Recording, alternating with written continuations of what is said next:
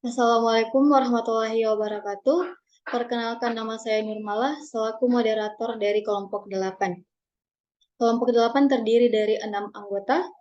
Presentator pertama dan kedua Muhammad Rifaldi B, presentator ketiga Nurul Ika Fadelia, presentator keempat Tarisa Salsabila Saleh, presentator kelima Siti Fadia Nurul Mutia, dan presentator keenam saya sendiri Nurmalah. Bismillahirrahmanirrahim. Assalamualaikum warahmatullahi wabarakatuh. Perkenalkan, saya Muhammad Rifaldi B dari kelompok 8. Jadi kali ini saya akan membawakan materi. Yaitu materinya adalah 6 metode searching ya. Dari mata kuliah kecerdasan buatan kelas 2H. Oke, yang pertama itu saya bawakan adalah BFS. BFS ini adalah algoritma yang melakukan pencarian secara melebar yang mengunjungi simpul secara pre-order, yaitu mengunjungi suatu simpul, kemudian mengunjungi simpul yang bertetangga dengan simpul tersebut terlebih dahulu. Selanjutnya, simpul yang belum dikunjungi dan bertetangga dengan simpul-simpul yang tadi dikunjungi, demikian seterusnya. Jika gerak berbentuk pohon berakar, maka semua simpul pada arah dikunjungi lebih dahulu sebelum simpul-simpul pada arah D+1.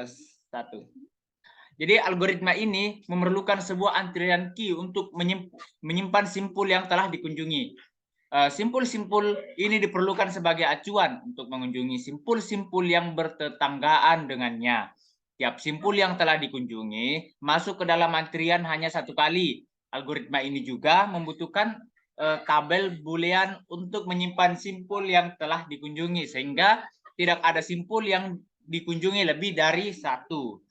Oke, jadi cara kerja BFS dalam algoritma BFS ini sendiri yaitu simpul anak yang telah dikunjungi disimpan dalam suatu antrian. Antrian ini digunakan untuk mengacu simpul-simpul yang bertetangga dengannya, sehingga akan dikunjungi kemudian sesuai urutan pengantrian.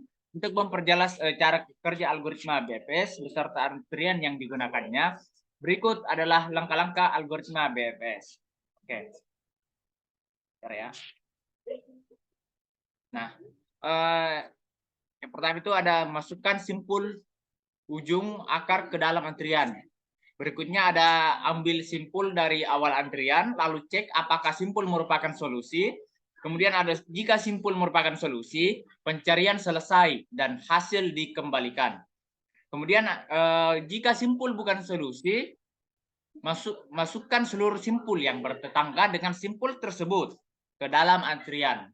Jika antrian kosong dan setiap simpul sudah dicek, pencarian selesai dan mengembalikan hasil solusi tidak ditemukan. Setelah yang terakhir itu ulangi pencarian dari langkah kedua. Oke, ini adalah ini adalah contoh metodenya dari BFS ya, bisa dilihat saja. Oke, saya lanjut ke materi kedua, yaitu DFS. DFS sendiri adalah salah satu algoritma penelusuran struktur graf atau pohon berdasarkan kedalaman. Simpul ditelusuri dari root, kemudian ke salah satu simpul anaknya. Misalnya, prioritas penelusuran berdasarkan anak pertama, simpul sebelah kiri. Maka penelusuran dilakukan melalui simpul anak pertama dari simpul anak pertama level sebelumnya hingga mencapai level terdalam. Oke, bisa kita lihat di sini contoh pohon biner dari DFS ya. Nah, jika pohon binernya seperti ini, maka urutan penelusurannya adalah A B D H E I C F G J K L.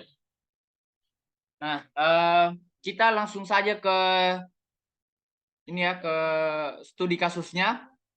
Nah, misalnya jadi pada studi kasus berikut ini akan memberikan contoh penggunaan algoritma BFS dan DFS dalam konteks pencarian jalur di sebuah graf. Nah, ini contoh grafnya ya. Anggaplah kita memiliki graf berarah yang merepresentasikan jaringan jalan antar kota.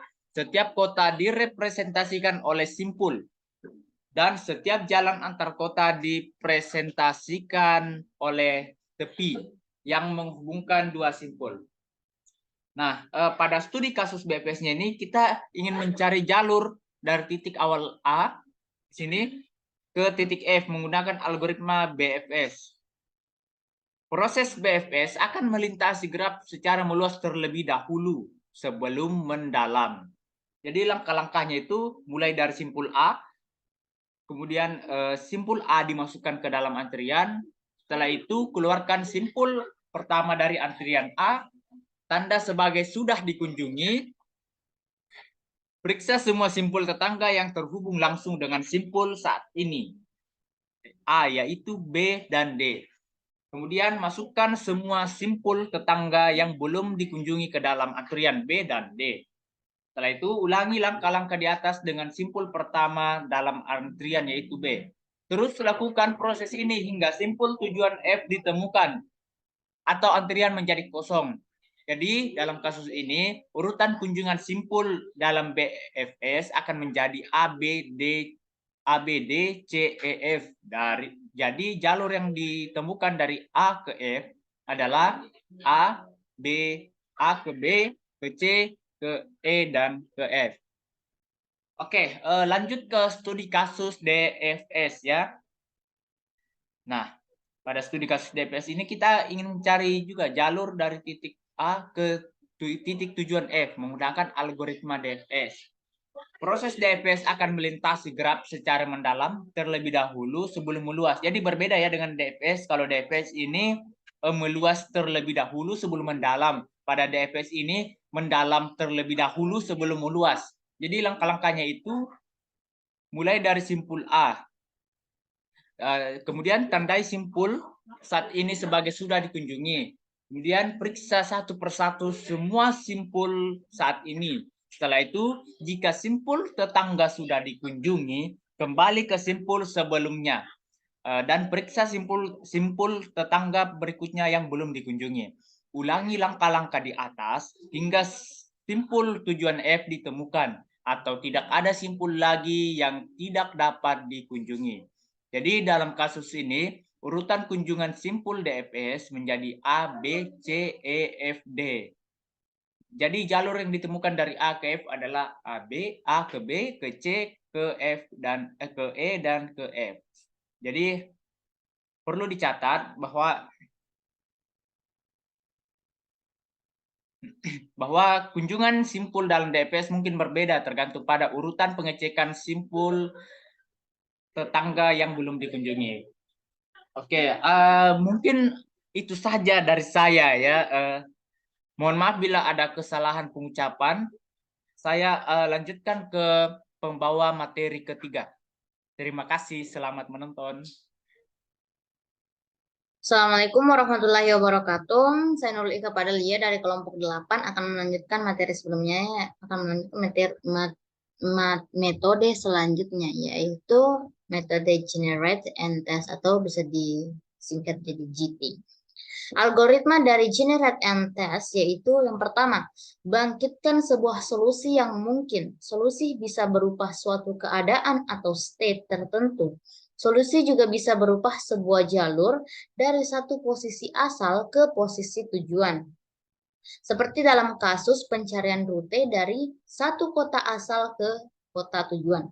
Yang kedua yaitu tes apakah solusi yang dibangkitkan tersebut adalah sebuah solusi yang bisa diterima sesuai dengan kriteria yang diberikan. Contoh studi kasus dari Generate and Test yang saya ambil yaitu Traveling Salesman Problem atau bisa disingkat TSP. Seorang salesman ingin mengunjungi sejumlah N kota, akan dicari rute terpendek. Ingat, rute terpendek di mana setiap kota hanya boleh dikunjungi tepat satu kali. Jarak antara tiap-tiap kota sudah ditentukan, sudah diketahui. Misalkan ada 4 kota dengan jarak antara tiap-tiap kota seperti terlihat pada gambar berikut. Ada kota A, kota B, kota C, dan kota D dengan jarak yang berbeda-beda. tentukan. Penyelesaiannya yaitu dengan membangkitkan solusi-solusi yang mungkin dengan menyusun kota-kota dalam urutan abjad. Sudah di sini dan di sini. Kita mulai dengan menyusun kemungkinan solusi yang ada. Misalkan kota A, turunannya yaitu AB, CD, AB, DC, ACBD, ACDB, ADCB, dan ADBC. Setelah kita menentukan beberapa kemungkinan, kita lakukan tes pada pencarian ke-1. Pencarian ke-1 yaitu lintasannya ABCD, panjang lintasannya yaitu 19. Kenapa 19? Karena jarak antara A, B, C, dan D itu 19. 8 tambah 5 tambah 6 yaitu 19. Kemudian lintasan kedua yaitu AB, DC. Panjang lintasannya yaitu 18. Kenapa 18? Karena jarak antara A, B, D, dan C yaitu berjumlah 18. Lintasan terpilih dari pencarian A, B, C, D yaitu 19 juga, karena dia yang pertama. Kemudian lintasan terpilih dari A, B, D, C yaitu 18. Nah, dari gambar di atas bisa dijelaskan sebagai berikut. Misalkan kita mulai dari not A.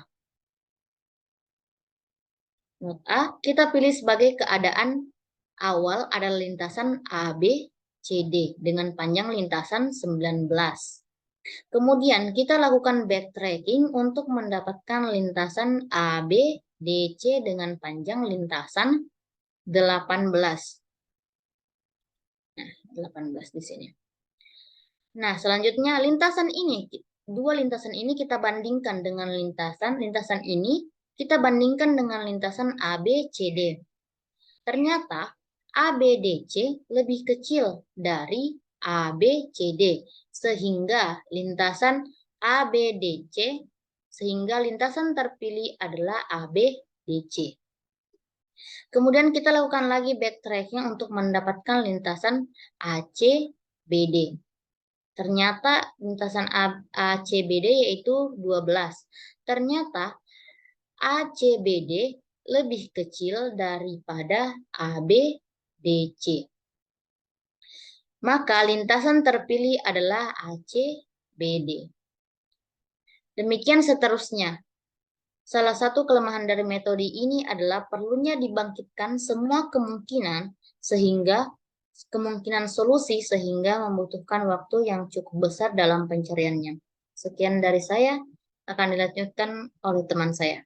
Baik, saya Tarisa Salsabila Saleh dari kelompok 8 akan menjelaskan metode selanjutnya yaitu metode hill climbing. Metode hill climbing ini sendiri mempunyai ciri-ciri yaitu sebagai berikut. 1. Pergerakan pencarian dimulai dari kiri, algoritma akan berhenti kalau mencapai nilai optimal lokal. 3. Penggunaan operator sangat berpengaruh pada penemuan solusi.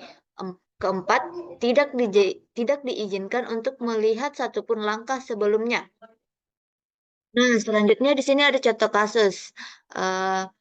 Contoh kasusnya di sini saya memiliki game 8 kasus yang awal urutannya itu 1, 2, 3, 4, 5, ubin kosong, 6, 7, 8. Bagaimana kita bisa mengurutkan menjadi 1, 2, 3, 4, 5, 6, 7, 8, lalu ubin kosong? Maka memungkinkan ada 4 operator yang dapat digunakan untuk menggerakkan dari satu keadaan menuju keadaan yang baru atau lainnya, yaitu ubin kosong digeser ke kiri, digeser ke kanan, digeser ke atas, atau digeser ke bawah. Nah, ini adalah bentuk operator yang telah kita definisikan di awal. Karena ubin kosongnya berada di tengah di bagian bawah, maka pergerakannya hanya ke kiri, ke kanan, lalu ke atas. Kalau misalkan ubin kosong ini saya geser ke kiri, maka saya akan mendapatkan heuristik benarnya sebanyak 6. 6 ini adalah posisi yang sudah sesuai dengan tujuan, dan yang benar ada 6 dan yang salah masih ada 2. Selanjutnya saya geser ke kanan. dan heuristiknya hanya ada 4 saja. Kalau saya gerakan ke atas, ternyata hanya 5 heuristik benarnya. Maka kiri yang akan kita cabangkan terlebih dahulu. Nah, kiri ini akan otomatis ubin kosongnya bisa bergerak jika ke atas lalu ke kanan. Kalau kita gerakan ke kanan, maka heuristiknya menjadi 5. Dan jika digerakkan ke atas, maka heuristiknya berubah menjadi 7. Sehingga di sini kita akan mengambil nilai heuristik terbaik. Nilai heuristik terbaiknya adalah 7 yang di atas. Dan yang kanan kita silang, tidak kita pilih. Nah, selanjutnya kita lihat gambar di sini. Bisa kita lihat bagian ini hanya bisa bergeser ke kanan, ke atas, dan ke bawah. Di sini bisa kita lihat pada pergeseran ke kanan, heuristik yang kita dapatkan adalah 8. Pada pergeseran ke atas, heuristik yang kita dapatkan adalah 6. Dan pada pergeseran ke bawah, heuristik yang didapatkan adalah 6. Maka pergeseran ke kanan memiliki jumlah heuristik paling banyak. Maka ini yang akan menjadi solusinya. Jadi, urutan penyelesaian game 8 puzzle di atas menggunakan metode hill climbing dan menghitung nilai heuristik berupa jumlah ubin yang menempati posisi yang benar adalah ubin kosong bergeser ke kiri, ke atas, lalu ke kanan. Dengan nilai heuristik terakhir adalah 8. Baik, itu tadi penjelasan dari saya mengenai metode hill climbing. Saya serahkan kembali kepada pemateri selanjutnya. Assalamualaikum warahmatullahi wabarakatuh. Saya Siti Fadia Nurul Mutia dari kelompok 8 akan menjelaskan metode selanjutnya, yaitu metode Greedy Best First Search. Greedy Best First Search adalah algoritma pencarian informasi di mana fungsi evaluasi benar-benar sama dengan fungsi heuristik, mengabaikan bobot tepi dalam grafik tertimbang untuk mendapatkan dari simpul awal ke simpul target. Fungsi evaluasi tujuannya adalah untuk memilih jalur tercepat dan terpendek ke node target. Nilai terendah yang dihasilkan dari beberapa fungsi heuristik dianggap sebagai simpul berturut-turut untuk dilalui. Tujuannya adalah untuk memilih jalur tercepat dan terpendek ke node target. Fungsi evaluasi adapun rumusnya yaitu F dalam kurung X untuk algoritma pencarian terbaik pertama yang rakus adalah sebagai berikut. Adapun rumusnya yaitu F dalam kurung X sama dengan H dalam kurung X. Di sini fungsi evaluasi sama dengan fungsi heuristik karena pencarian ini mengabaikan bobot tepi. Nah, fungsi heuristik mengevaluasi node berturut-turut berdasarkan beberapa dekat dengan node target. Dengan kata lain, ia memilih opsi berbiaya rendah langsung. Karena ini masalahnya, bagaimanapun itu tidak selalu menemukan jalan terpendek menuju tujuan. Misalkan, bot mencoba berpindah dari titik A ke titik B dalam pencarian best first yang serakah. Bot akan memilih untuk pindah ke posisi yang membawanya paling dekat dengan tujuan, mengabaikan jika posisi lain pada akhirnya menghasilkan jarak yang lebih pendek. Jika ada halangan, ia akan mengevaluasi simpul sebelumnya dengan jarak terpendek ke tujuan dan terus memilih simpul yang paling dekat dengan tujuan. Jika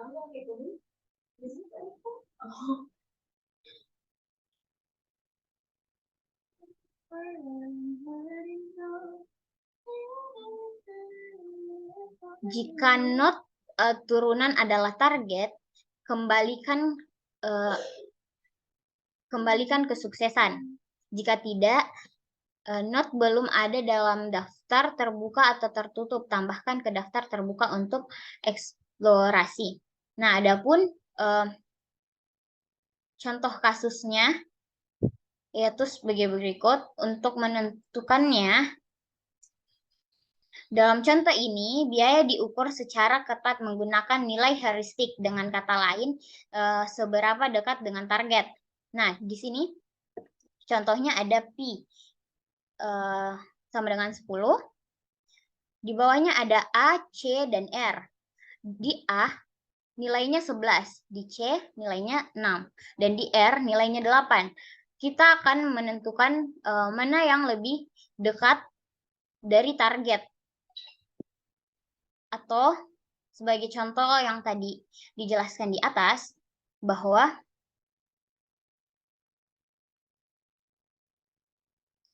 tujuan adalah untuk memilih jalur tercepat dan terpendek ke not.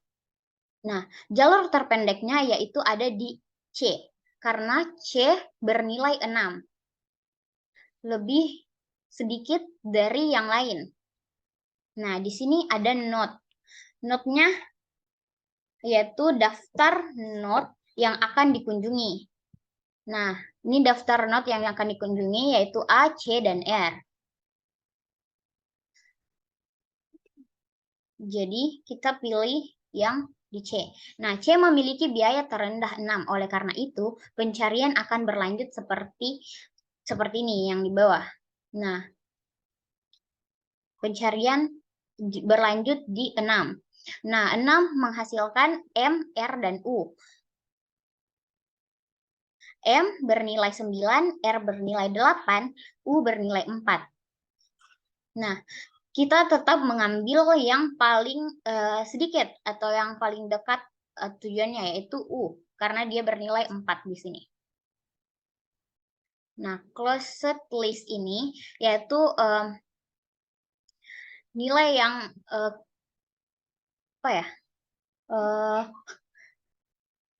not yang sudah dikunjungi.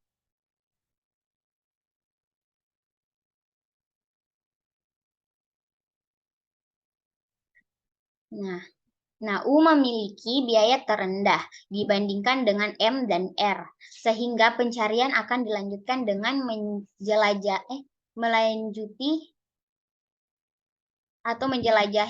U. Akhirnya, S memiliki nilai heuristik O karena itu adalah simpul target. Nah, seperti contoh di atas bahwa simpul targetnya yaitu S karena dia bernilai 0.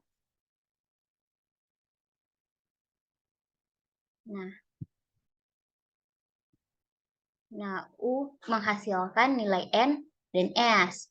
Nah, karena S itu simpul target, jadi sampai S pencariannya. Total biaya untuk jalur B ke C, U, dan S dievaluasi menjadi 11 masalah potensial dengan pencarian terbaik pertama yang rakus diungkapkan oleh jalur P, R, E, dan S yang memiliki biaya 10 yang lebih rendah dari PCUS.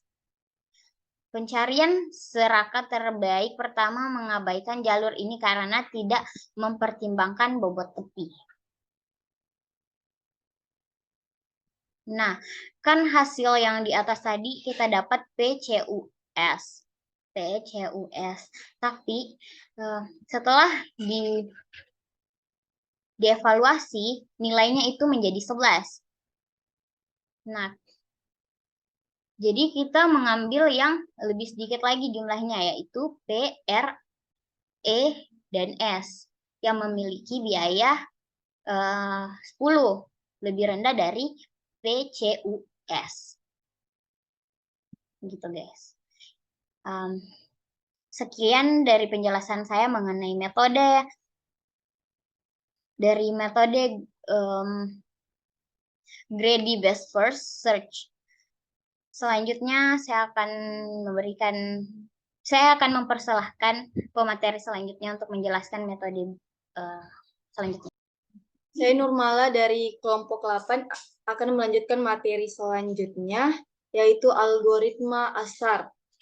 Algoritma ASTAR merupakan salah satu algoritma yang populer di dunia pemrograman.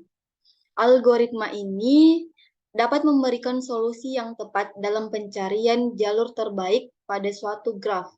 Algoritma ini juga sering digunakan dalam pembuatan game. Ciri-ciri ASTAR. Yang pertama itu ada pada topologi ini setiap host atau komputer terhubung melalui sebuah alat yang terpusat atau terminal. Yang kedua, alat tersebut bisa berupa switch hub pada jaringan berkabel, sedangkan untuk jaringan tanpa kabel yang berperan sebagai pusat adalah akses polot. Yang ketiga, setiap komputer memiliki koneksi fisik ke perangkat terminal.